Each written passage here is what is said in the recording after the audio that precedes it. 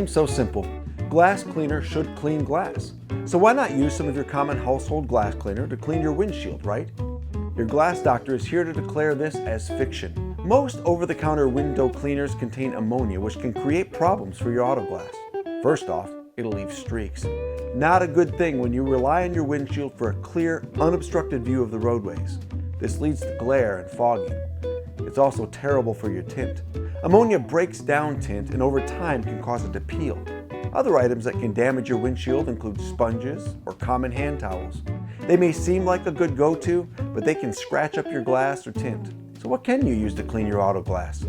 Any specially formulated auto glass cleaner along with microfiber cloths will work. And here are a few tips. Wash your windshield in the shade.